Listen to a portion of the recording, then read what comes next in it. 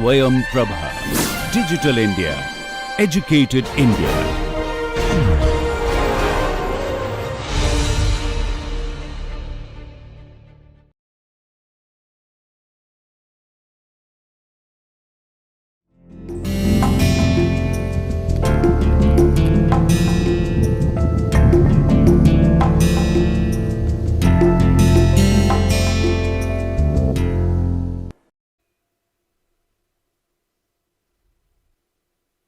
Namaste.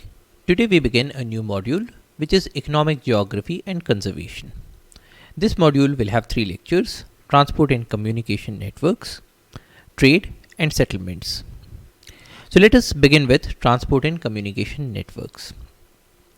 Now we live in an increasingly connected world. This chart tells us the time it takes to reach the nearest city. Or conversely, if we take any point on the planet, what is the time that is needed for a person in the nearest city to reach that point? Now, we can see that the travel time to cities or the accessibility to different locations is not the same throughout the planet. There are certain areas that are very highly connected. Areas like Europe, areas like India, areas like Eastern China, areas like Japan, areas like Eastern United States. These are very highly connected. That is, you can reach at any point in these locations within a short period of time, say less than 2 hours. But there are also certain other locations, such as areas in Alaska or areas in northern Canada or areas in Russia, where you'll need more than 1 day to reach that point from the nearest city. Now, a lot of that has got to do with the kind of geography in that area. If you have an area that is in a flat plain, typically agricultural regions, you'll find that the connectivity is very high. On the other hand, if there are areas that are, say, snow covered or that traverse very up and down areas such as the mountains, then the transport networks will not be that good. It also depends on the level of development in that country, the amount of money that the country has to set up the transport and communication networks. So, for example, we'll find that there are certain areas in Brazil where you find that the connectivity is not that good. Or there are certain areas in Africa where the connectivity is not that good. Now, these are the desert areas. But if you compare with our desert, the Thar desert, you find that here the connectivity is even lesser. Primarily because the transport and communication networks have not been developed to that extent. Similarly, in the interiors of Australia, you find certain locations where it is difficult to reach. But more or less, we find that in areas where we have a dense settlement of people, in those areas where lots of people live, the connectivity today is very good. So, we are living in an increasingly connected world. Now, this connectivity is coming through different modes of transport and communication. So, what are these modes of transport and communication? The first mode is roads. Now, roads are some of the earliest modes of connectivity because they were very simple to set up. You just clear off an area, make it into a path, and with the passage of time, with the movement of people and vehicles, slowly and steadily the soil there will become more and more compacted and it will take the shape of a road. Now, if you look at the road density in the world, we find again here there is a very similar picture. There are certain areas, say Europe or Eastern United States or India or eastern part of China, where the road density is pretty high. There are certain other locations such as areas in the rainforest or areas in the Sahara Desert or areas in the interiors of Australia or areas in Alaska and northern Canada or areas in Russia where the road density is not that high. But more or less we can say that here again the areas where people live are pretty well connected through roads. Another mode of connection is railways. Now railways require much more money, much more technology to construct than roadways. Third is the shipping lines. So areas that are near the sea coast, they have the shipping lines. And if you look at the shipping map of the world, we find that these shipping lanes are pretty much well demarcated. So we have this route through the Cape of Good Hope, we have this route through the Suez Canal, we have this route through the Panama Canal, and so on. Now, when we talk about these modes of transportation, we also have to be mindful of their conservation implications. So, if we consider this shipping map and if we consider the sulfur dioxide concentration map of the world, you'll find that they are pretty similar. So, for instance, here you have the Cape of Good Hope route. Here you have a high sulfur dioxide concentration. Here you have this line that is moving from the south of India, and here again we find that there is a heavy amount of sulfur dioxide concentration. You talk about these areas that connect North America with Europe, and we find a very high sulfur dioxide concentration. We talk about the areas here. Here again you have a high sulfur dioxide concentration. And the sulfur dioxide concentration in these areas is much greater than these areas where you do not have these shipping routes. So the important point to keep in mind here is that when we talk about development, when we talk about increasing the connectedness of different areas, then they also have a lot of conservation implications. The conservation implications are so high that we can even look at them from the space. Similarly, if we look at the individual ships that move through these areas, we find that there is a lot amount of dust that gets released through these ships. And dust, as we have already observed, acts as nuclei for condensation. And so if we take a ship, we can very easily find out where the exact route through which the ship has moved by looking at the dust nuclei in the atmosphere. So these modes of transport and communication, they have their own conservation implications. Other mode of connection is inland waterways, airways, and here again we find that there are certain areas that have a very high density of air routes, areas in eastern United States, areas in Europe, areas in eastern China. There are so many aeroplanes that are moving through these areas. They are the major hubs in the world. We have pipelines and we have modes of communication networks, including personal communication networks and mass communication networks, such as the use of cables. This is the submarine cable map of the world, which shows the locations where we have the submarine cables below the sea. And these are the cables that carry the data and information from one place to another. So, for instance, when you make use of internet, the data is moving through these submarine cables to reach your devices. So there are a lot many modes of transport and communication, and these are forming networks. A network refers to a set of nodes that are joined by links to form a pattern. So if we look at any of these maps, we can find that a point like this is a node, and this node is being joined with other nodes through these connections, and these form a pattern. So anywhere you look, you will find that there are certain nodes in these areas. And if you look at things such as the airway maps, these are the prominent nodes. If you look at the shipping maps, here again we find that there are certain nodes that are being joined through these connections. And these nodes that are joined through the connections, they form a network. So networks are nodes that are joined by links to form a pattern. And these modes enrich our lives. They enable the movement of people. So you can reach to different places on this planet through these modes of transport. They enable the movement of goods, which means that you can have access to things that are being produced in different parts of the world. They enable trade, especially world trade. So different countries are able to to do exports and imports because we have these modes of transport. They enable goods to move within a country, especially through things like roads and railways and inland waterways. They enable the flow of ideas. And through all of these, we become more and more connected to each other. There has been a spread of democracy throughout this planet, primarily because these ideas were able to flow from one place to another. So these modes of transport and communication, they enrich our lives, but they also have serious conservation implications that we need to be mindful of. And a case here is the case of the linear infrastructures.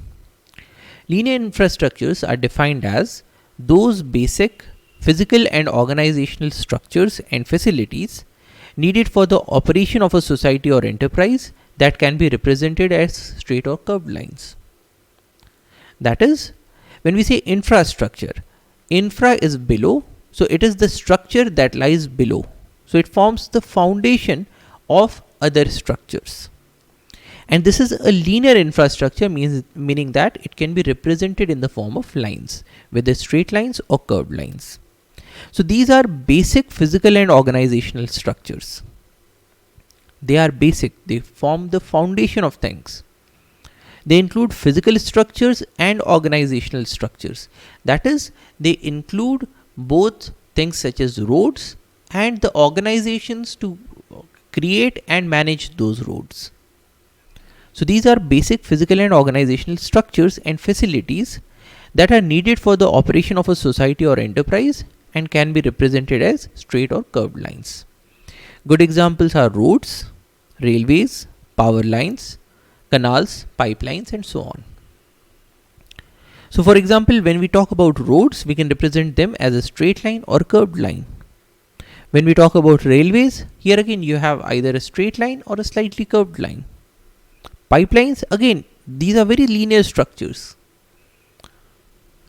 And when they move through wildlife areas, they often lead to conflicts.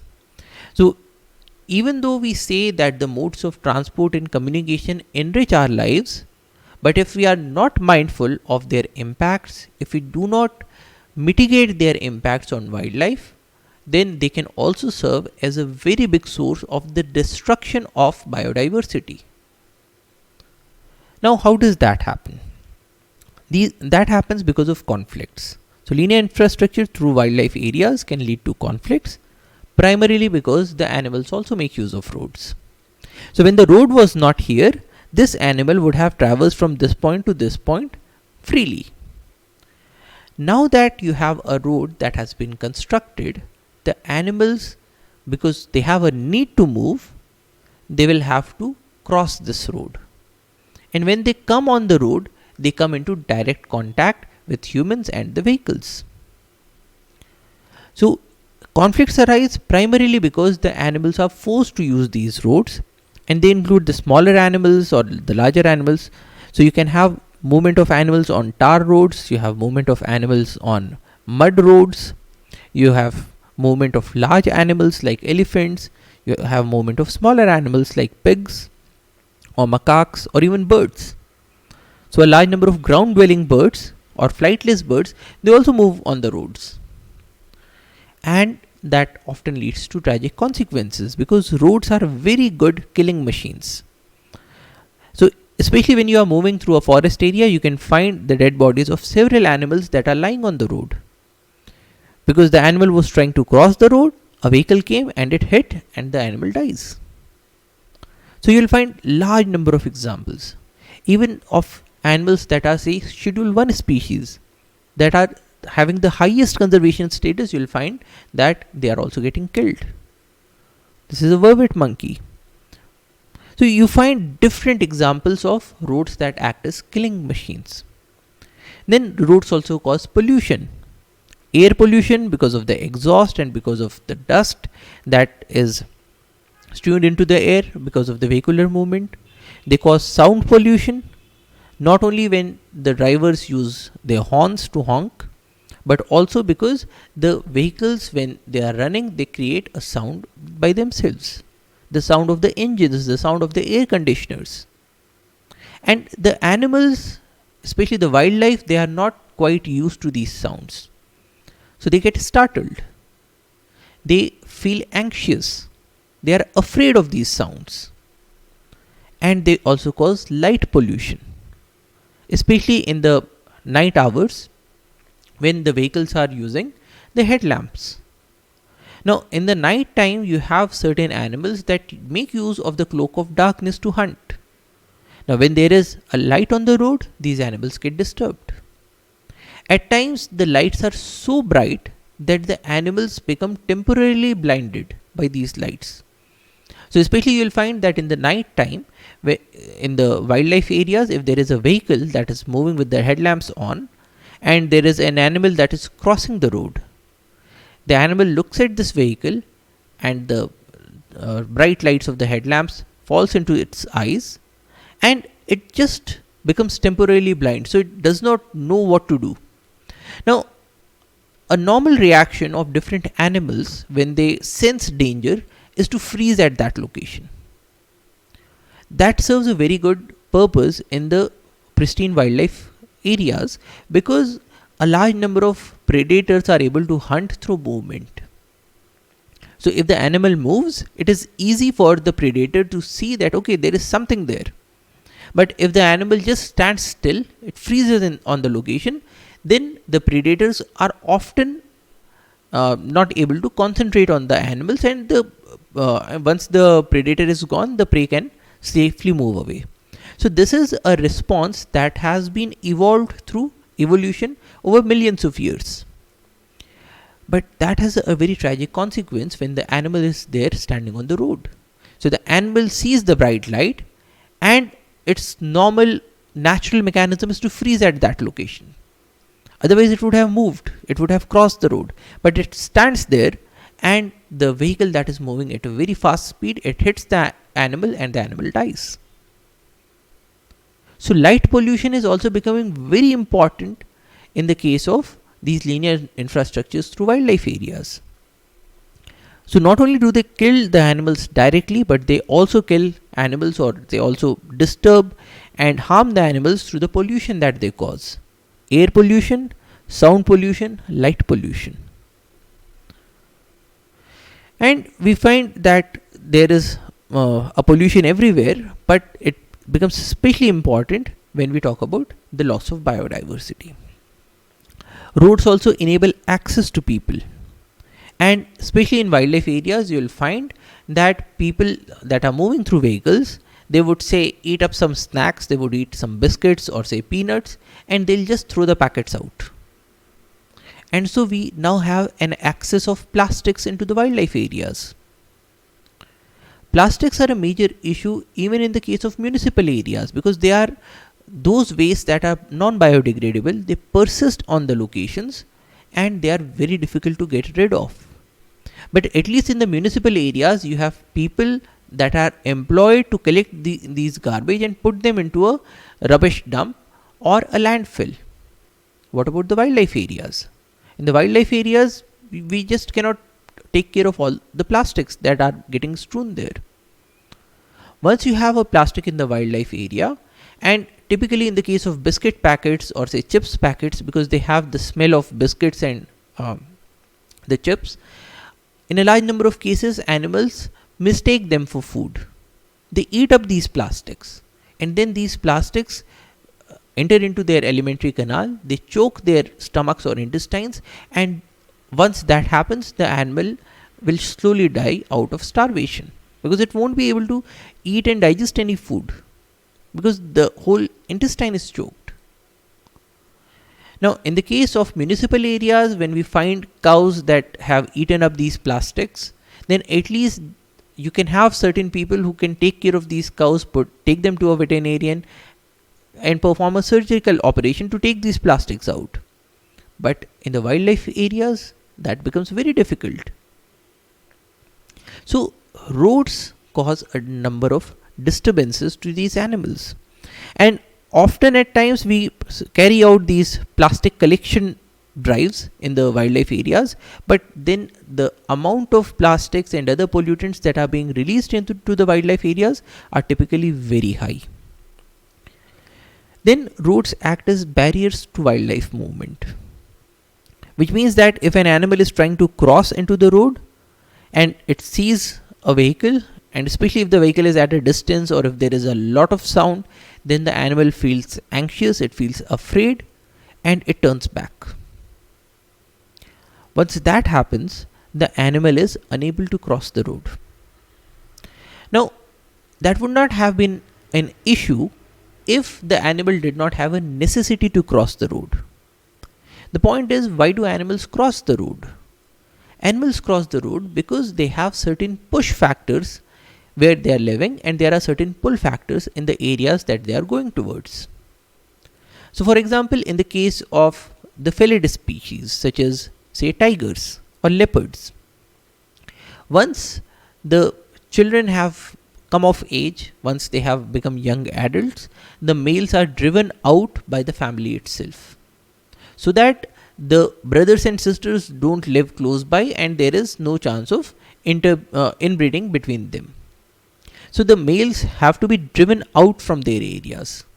So there is a push factor that is driving the males out, and these males need another area for them to make it their home. So there is a pull factor in other locations. Now, if the leopard or the tiger remains in its own area, then there is a constant conflict between it and its family members. The family members will just not allow this male young fellow to remain in the area. It will be driven out. But if you create a road that becomes a big barrier because of which the animal is not able to cross, now just think about the consequences. If the animal tries to cross and it gets killed, that is a loss of biodiversity. If the animal stays in the place and is involved in inbreeding, that is also a loss of biodiversity, because slowly and steadily we will find a large number of genetic diseases that crop up in the population. Similarly, in the case of animals like elephants, so elephants are mega herbivores. They are large sized animals and they have a tremendous need to eat food, not only to sustain their bodies, but also think about the amount of weight or mass that they are carrying when they are moving. So that requires a lot of energy, and this energy will have to come from food. Now, the elephants do not have access to very high energy providing food items because they typically eat things like branches or leaves or bark, and they are very less in calorific values. And so to make up for the energy requirement, the elephant has to eat a lot. So you'll typically find elephants that are eating for, say, 16 to 20 hours in a day. Anytime you see an elephant, it will be eating something. Now, if this elephant is confined to a location, if it is unable to move to different areas, then slowly you will find that all the trees have been eaten up and the forest slowly gets converted into a denuded land because there is no vegetation cover left in the area.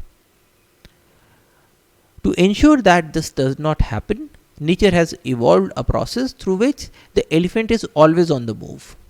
So the elephant will always be moving so that it is going to different areas and it is eating the vegetation, but in any area the vegetation that it eats is not of that high a quantity as to have a negative consequence on the ecosystem. But what happens in the case of roads is that, especially the roads that move through the elephant areas, they serve to confine the animals into small pockets of land. And in those small pockets of land, what happens is that the vegetation is very quickly denuded and then we start to see negative consequences. So the fact that roads act as barriers to wildlife movement also has very significant consequences for biodiversity. Now, this barrier effect is governed by the traffic intensity. If you make a plot between the number of vehicles plying on the road per unit time or the vehicle density on the road versus the percentage of animals that are attempting to cross the road, we will find that there are three different stages that can occur when the vehicular density increases.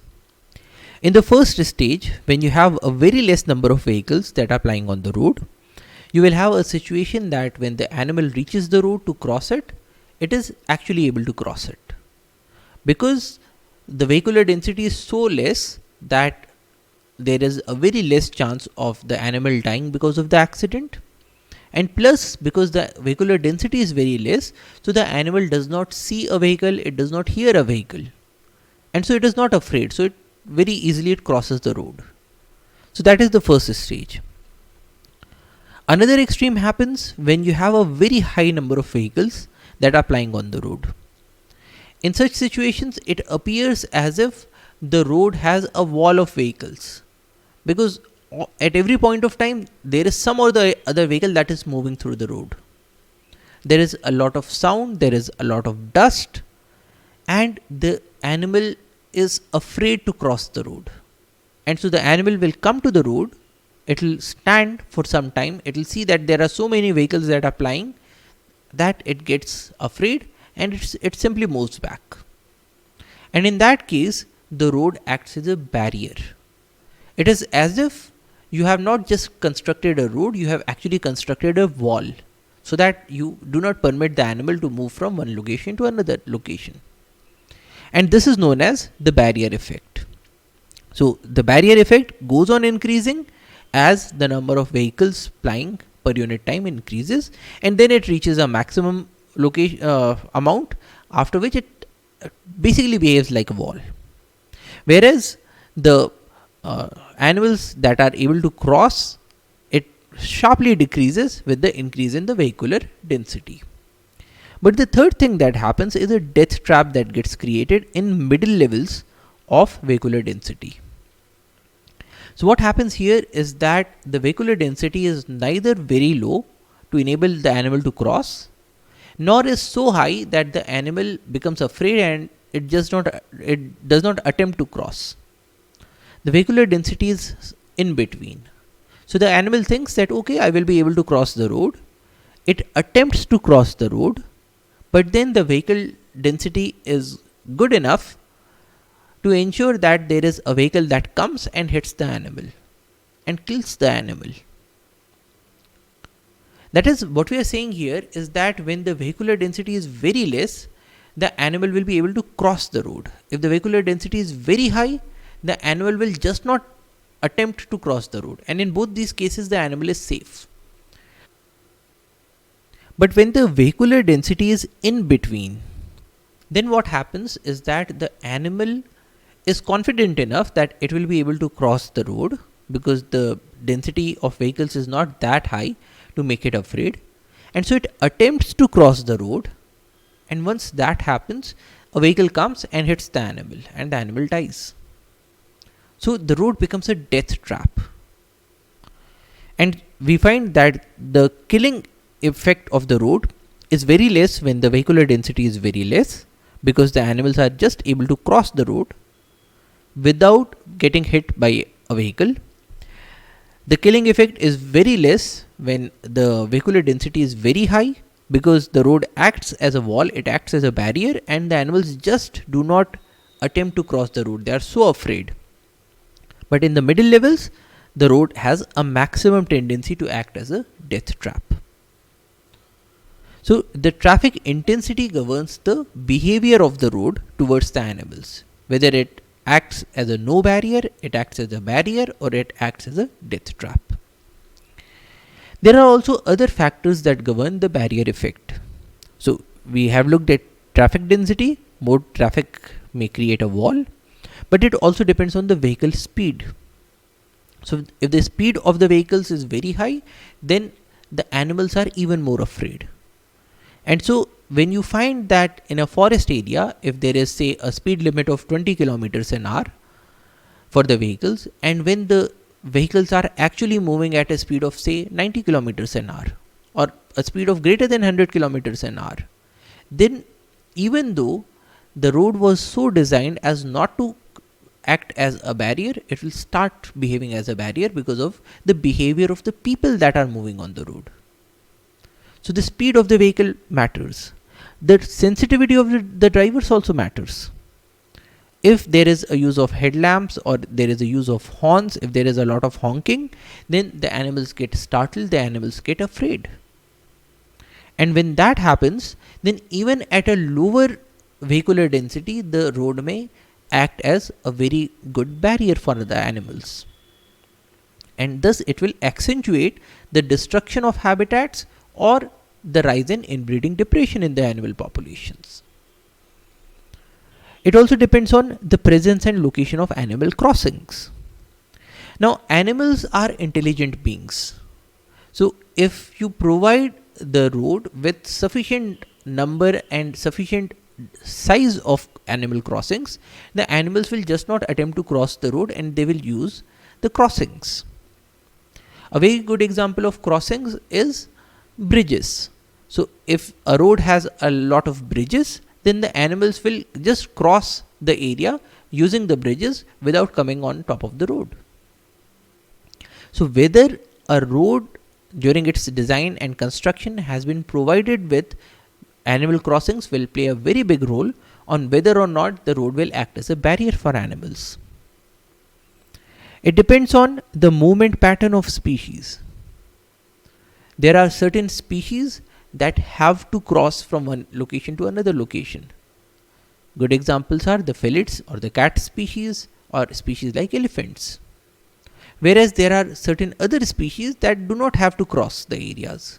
And so when we talk about the barrier effect is more pronounced for those animal species that have to cross and less pronounced for those that do not have to cross.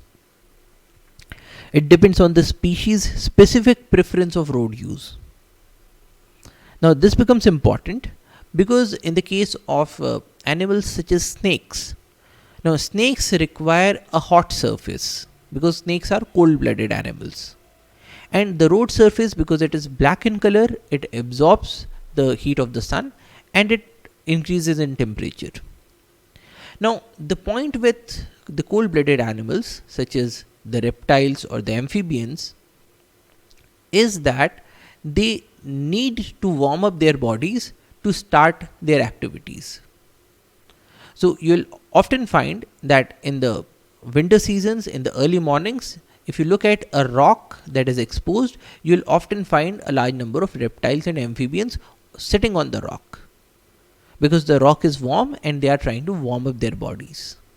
We find it in animals such as frogs, we find it in animals such as snakes, even animals like crocodiles or turtles.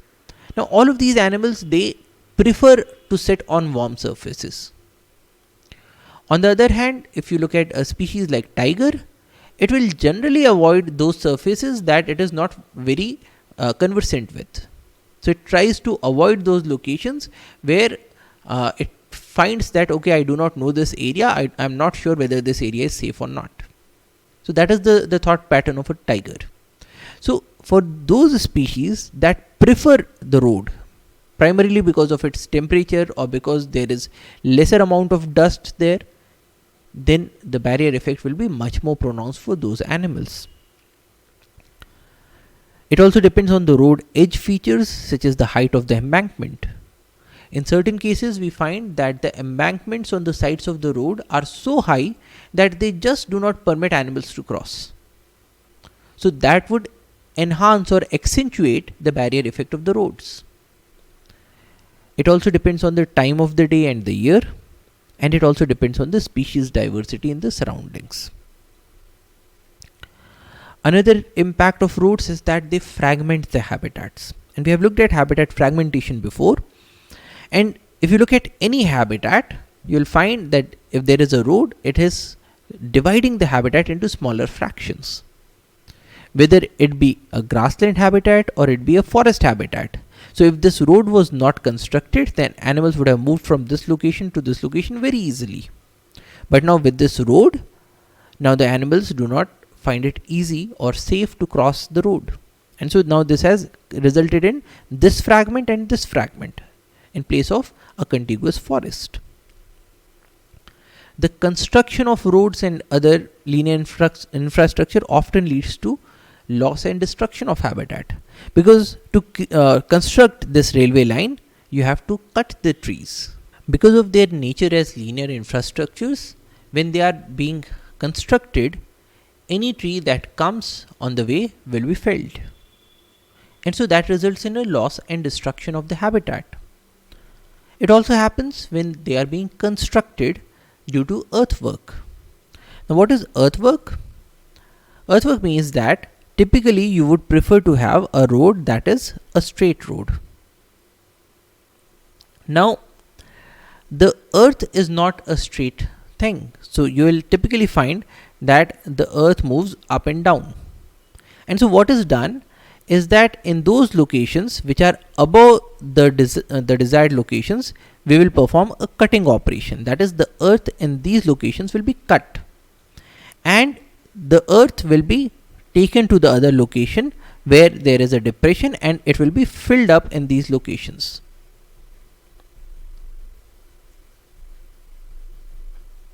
So we have a cutting operation and we have a filling operation.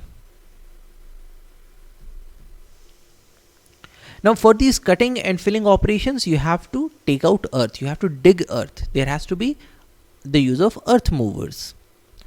Now, often we find that during the use of these earth movers, they create big holes in the habitat.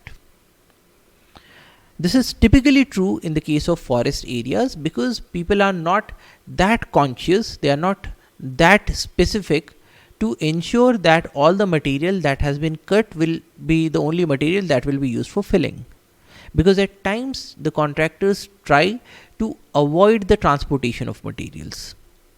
Because in this case, suppose you had a situation where this is the road and the earth moves like this. So there is a cutting, then the earth is more or less flat, and then you require a filling operation here. Now, in the best case scenario, this earth would be cut and it will be taken to this location, and there will be a filling done at this location.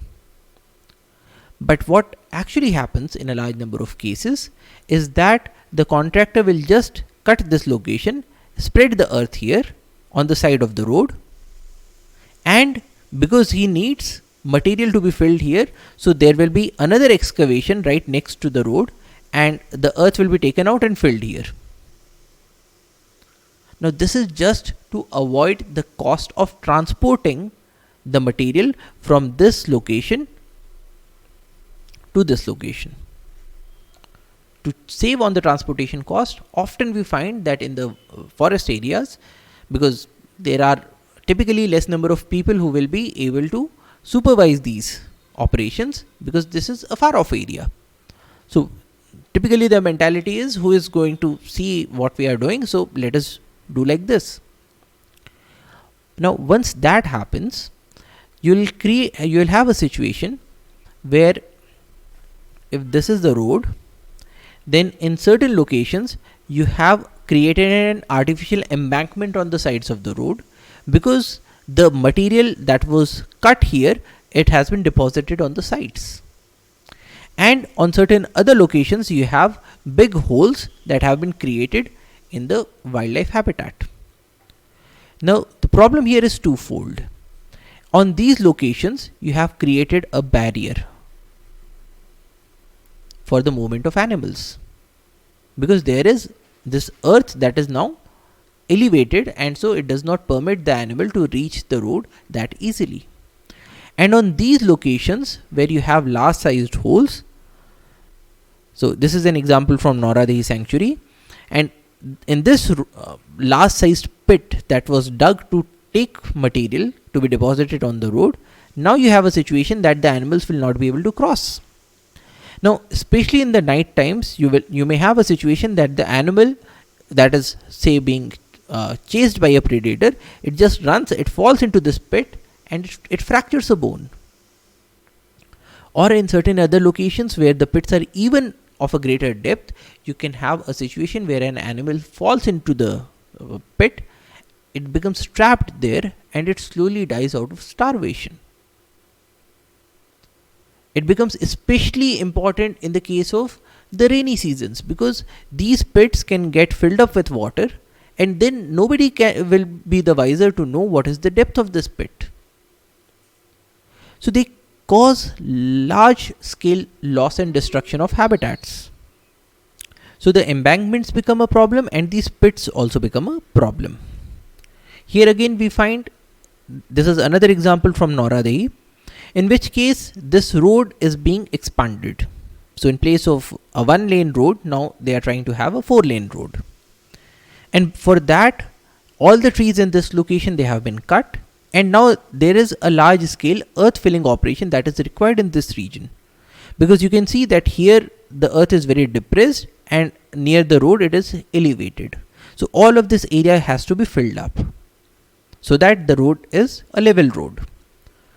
When that is done, quite a large amount of material will be required to be filled in this area, and this material will come from the surroundings.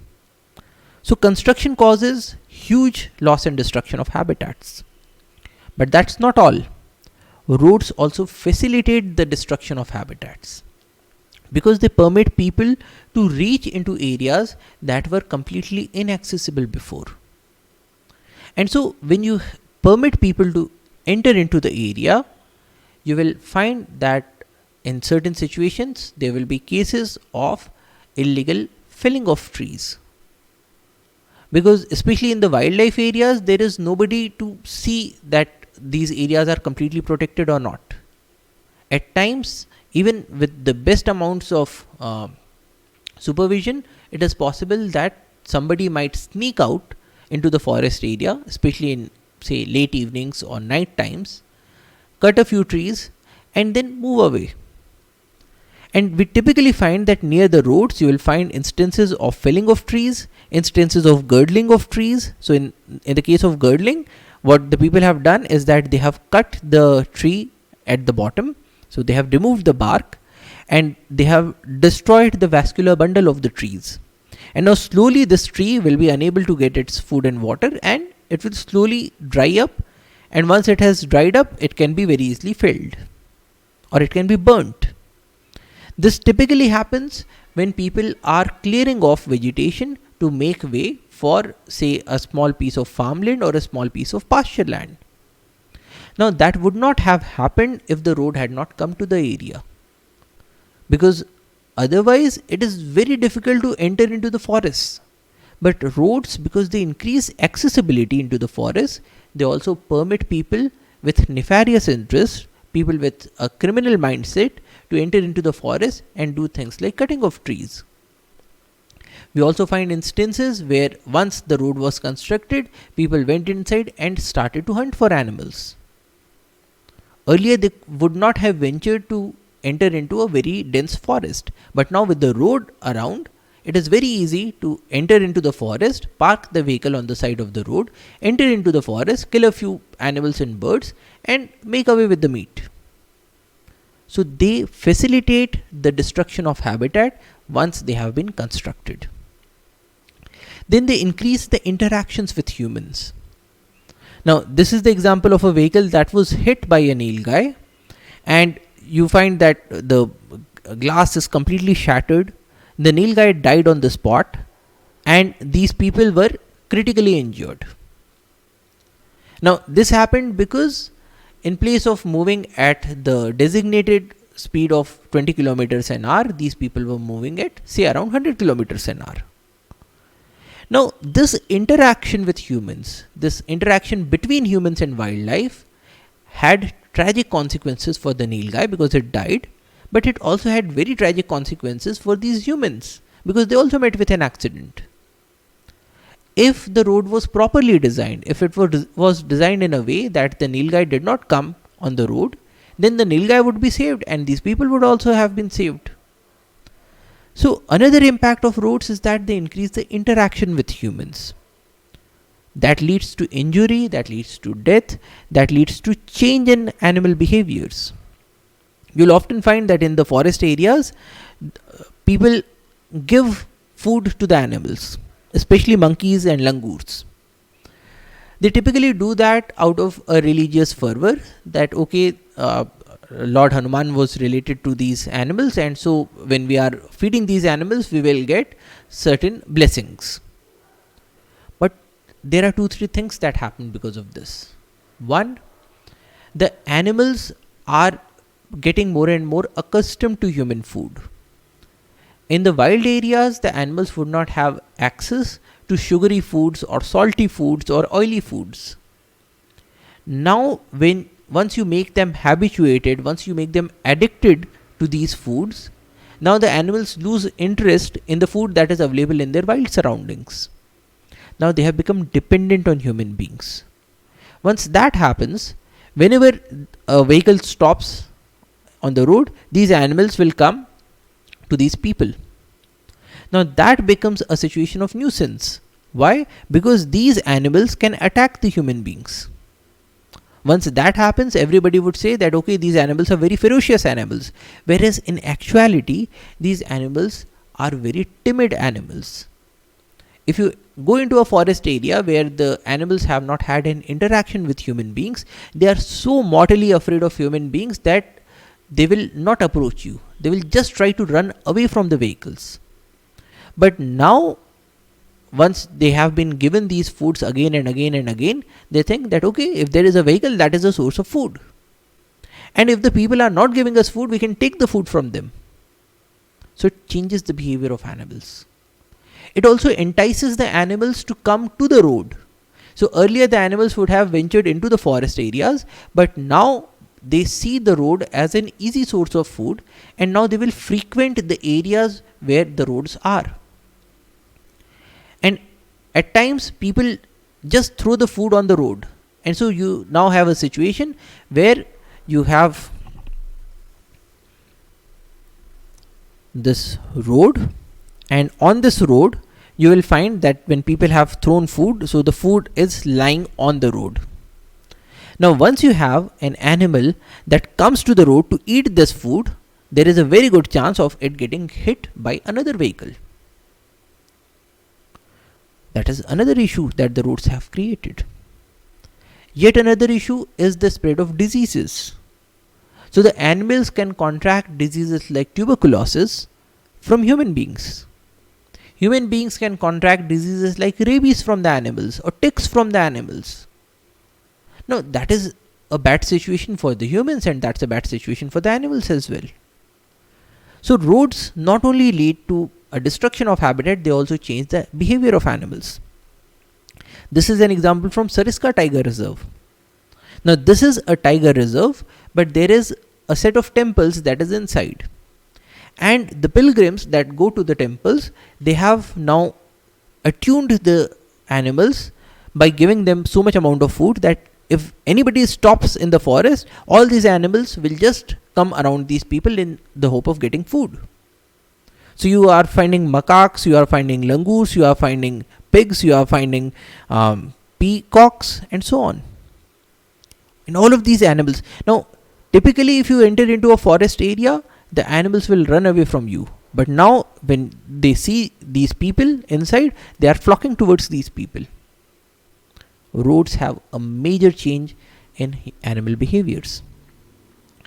And at times this becomes very tragic for humans as well.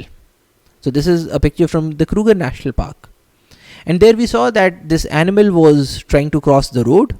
It saw a vehicle and it became extremely furious. It tried to attack the vehicle.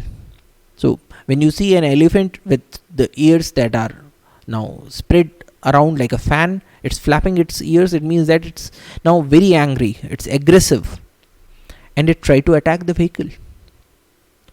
So this interaction between the animals and the humans that was created by the construction of the road in the wildlife areas is having detrimental consequences not just for biodiversity but also for people. They are getting into accidents, they are getting diseases, and so on. And so we have to be mindful of these negative impacts, and we have to find a way out. A way out is mitigation measures, which are measures to avoid, reduce or remedy the harm. Measures to avoid harm. Can we create a situation where the animals just do not get on the road?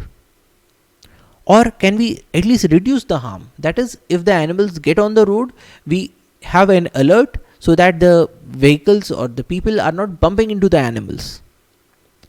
Or can we have a way to remedy the harm? Often these are very simple measures. You just want to ensure that the animals do not get on the road, and you need to provide them with another route that they can use to cross the area. As simple as that. So basically, the mitigation measures are a search for coexistence. That is, we are not saying that okay, these roads or these power lines should not be constructed, but at least they should be constructed in a way that the animals are also able to cross. We can have things like land bridges so that the animals can move over these. We can have things like bird deflectors. So these are just small pieces of plastic that are attached to the wires so that the birds do not bump into them. As simple as that. So this is an example of a land bridge. So in the case of a land bridge, there is a bridge that is constructed over the road so that the animals can move from one part of the habitat to another part without coming on top of the road. We can have things like canopy bridges, which is a bridge that joins one tree with another tree. So the animals do not have to come down from a tree. They can just use the canopy bridge. So in this case, you have a road and you have trees here and you have trees here. Now, if the animal that lives on the trees has to cross, it does not have to come down, cross the road and then climb up again. In place of that, you just provide it with a bridge here on the trees. Often this is as simple as tying a rope, or as simple as, say, tying a few bamboo structures so that the animal can directly move from this canopy to this canopy. As simple as that. Or girder poles. Now girder poles are structures that are created for those birds that cannot fly for a very long distance. So if you have a road that has been constructed and the birds are not able to hop through the canopies, they can at least fly to this pole, they will rest for a while, then they'll fly to this pole, rest for a while, then they'll fly to this pole, rest for a while, and now they are able to reach the next canopy.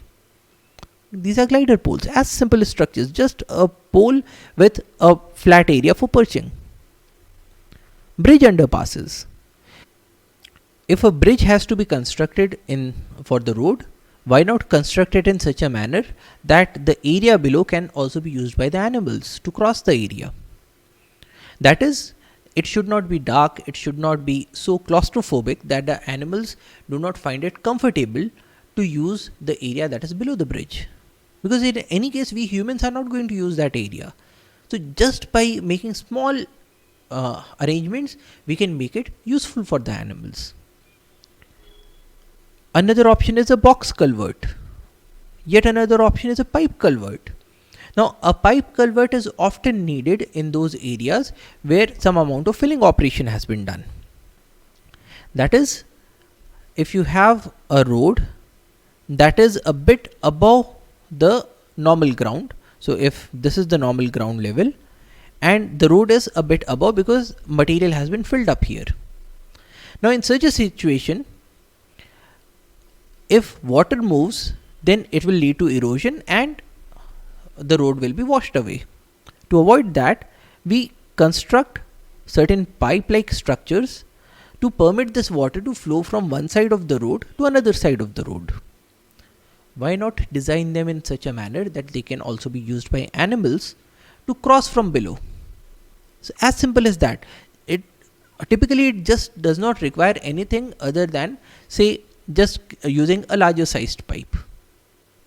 As simple as that. Or make use of fences in those locations where you do not want the animal to enter into the road. These are typically required for the reptiles and amphibians. So if you have a situation where you have a road and there is a water body right next to it and perhaps another water body here. Now these animals will typically cross from one water body to another water body, and this is also necessary to avoid inbreeding in one water body. Now if they cross the road, then it is very likely that the next vehicle is going to overrun them. To avoid that, what we can do is that we can construct a fence on both the sides of the road so that the animals do not move on top of the road, and we give them a pipe culvert to permit the movement from one location to another location. As simple as that. So fences are also very important mitigation measures. This is the example of a canopy bridge that is provided for a hulock gibbon. So in this case, because you have a railway line here and you do not want the gibbons to cross through these railway lines, you have provided them with this structure so they can always climb, move from one location to another location, even when you have a very high density of railways that are moving. Try to maintain canopy connectivity, that is, plant trees on both sides of the road that permit animals to move from above. The animals do not have to come down and cross the road. As simple as that. Measures for reptiles. Because reptiles are cold-blooded animals and they need to warm their bodies up, so they typically come on top of the roads. So if you have an area that is rich in reptiles, construct fences on both sides of the road and paint a few rocks black in color so that they provide the animals with suitable areas for basking. If you do that, you will ensure that these animals will not come on top of the road. Use technology to detect animals. Use technologies to warn people that there are animals that are crossing the road. That is good for the animals and that is good for wildlife as well. Use sound barriers, because if there is a lot of barrier effect because of large amounts of sound, we can install certain sound barriers. They are very important, especially when we are trying to construct a bridge underpass or a culvert underpass, such as a box culvert or a pipe culvert. Now, if the area is having a large amount of sound, the animals will be afraid and typically not use these underpasses. To make them more comfortable for the animals, you just have to install a sound absorbing substance, typically just a rug, on the walls of your underpasses so that it becomes quiet and the animals are able to cross. As simple measures as these. And none of these options are expensive. These options are very inexpensive. They just require a bit of thought and compassion, nothing else. Is that too much to ask for? So basically, if you look at economic geography, you'll find that we always talk about the means of transportation and communication, but we hardly ever talk about their impacts on biodiversity or the mitigation measures that are required. Only when we know that they are causing a negative impact on biodiversity, and only when we know that we have very simple, very cheap solutions that are available, can we insist that we require these mitigation measures. And with that, we can have the benefits of these modes of transportation and communication while also retaining the benefits of our biodiversity, while also retaining all the ecosystem services. And all of this can be done very cheaply and with very little effort. So that's all for today. Thank you for your attention. Jai Hind.